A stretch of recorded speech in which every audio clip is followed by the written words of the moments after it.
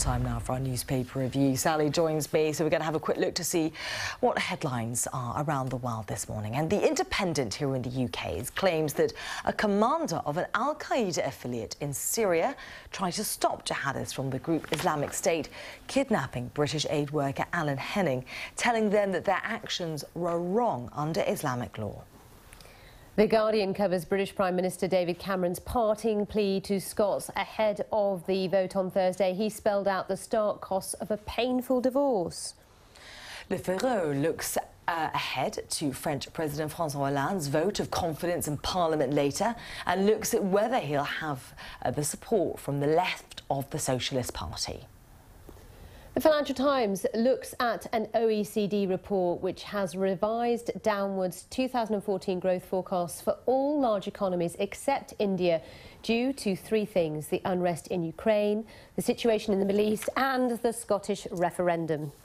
Moving on to the China Daily, it's running with President Li Keqiang's comments that improving the quality of Chinese products is the key to offsetting the country's economic slowdown. And investors are falling out of love with media conglomerate Interactive Corp's infatuation with online dating sites. The business section of the International New York Times reports investors are concerned the industry is slowing down. Surely not. Well, let's discuss internet dating and much more with Per Wimmer, CEO of Wimmer Financial. Nice to see you this morning, Per. Good morning. Per. Let's begin with The Independent, the UK newspaper, because it begins with our top story here on BBC World News. The spread of IS, in particular this latest kidnapping of the British aid worker Alan Henning, and it seems that IS is even too extreme for Al-Qaeda. Yeah, that is quite a statement, isn't it? That one terrorist group who was behind 9/11 actually said this is too extreme, and also it's wrong under Muslim law. I think it's just different strategies of these two terrorist organizations. IS wants to show how terrible and how much you should fear them, and that's clearly a very, very key part of their mission. But yeah, it is interesting that Al-Qaeda takes the other view on this. You would have thought that they would team up together. And it also illustrates, doesn't it, that there are divisions within these different extremist groups, that they are not one homogenous whole. No, that's true, but I guess also the attention has now shifted to IS, and they seem able to recruit a lot of young people, unfortunately. But fortunately, the Americans and the West are now addressing the problem.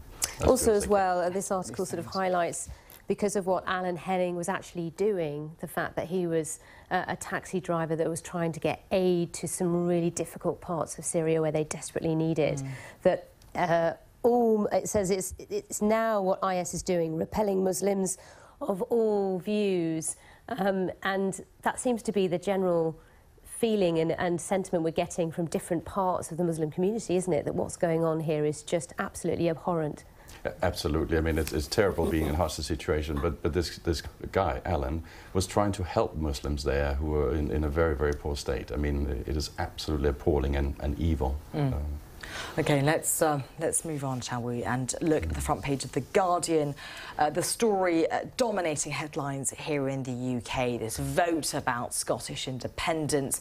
We've heard this last hurrah from David Cameron, and we've been hearing all about the economic arguments. Sally's, it's your top story on business. And David Cameron's delivered not only his final economic argument, but also this final sort of emotional plea to Scotland. Do you think it's really going to win hearts and minds, though? I think a question about independence is ultimately very, very emotional. You can put up a lot of rational economic arguments for and against, but ultimately it is about national identity. It is about where do you want to belong. So I do think that emotions are a very, very key part of this.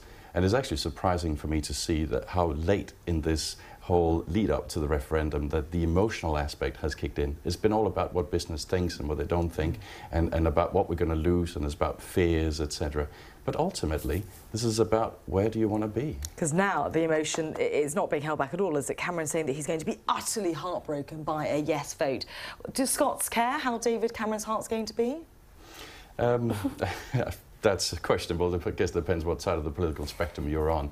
But surely the Scots care, and it is an issue that certainly has captured the Scottish people, no doubt. So and The Guardian, sorry, that this is in his quoting its own poll, saying 63% of voters in England and Wales actually object to a post-independent currency union. So it's looking at that really big issue, isn't it, of what the currency will be in Scotland, and it's sort of it's gauging the views of people south of the border and what they think.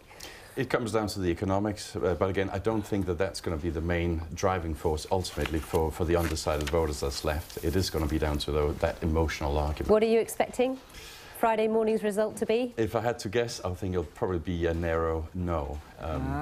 But we'll see. There we have it. Still so close to the wire, isn't it? Let's look at Le Figaro, the left-leaning French newspaper, talking about the continued woes of François Hollande. He's not having a good run of it, is he, at the moment? And now this key voter confidence today.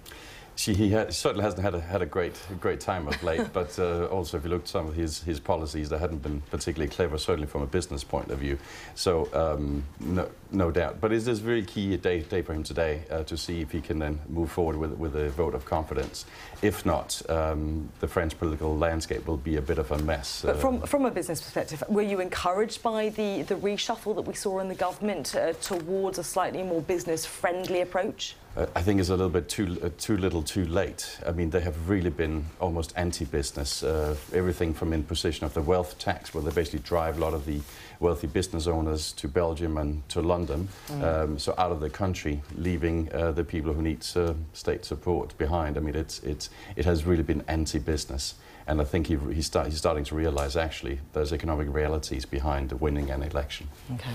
Right, Financial Times, it looks at the triple shock for world economies in this OECD report, which is actually downgrading the growth outlook for many of the world's leading economies because of what's happening in Ukraine, Middle East, and of course this vote on Thursday about Scotland.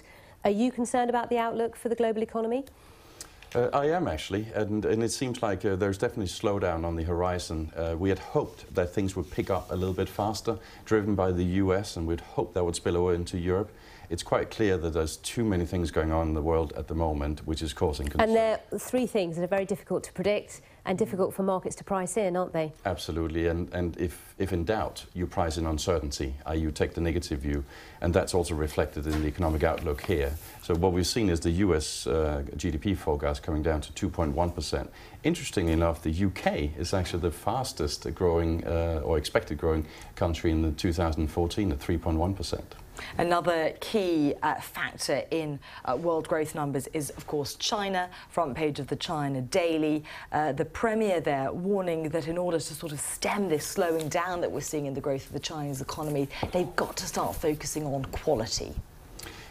Sure. I think this is probably more of a policy statement. Yeah, because needs a brand revamp. We've all tried having a Chinese product that didn't quite work as expected or for as long as expected. So yes, there is a quality issue that probably needs to be addressed from a policy point of view. Whether that's going to save the growth of China, I'm not quite sure. I think it'll be a whole different set of dynamics that is going to be more important. I mean, that's what they've got to tackle, isn't it? That the fact that Made in China has a poor brand. A sort of PR campaign as well as required. Yeah, and the problem they have is Made in China, whilst it used to be maybe not the top quality, it used to be cheap.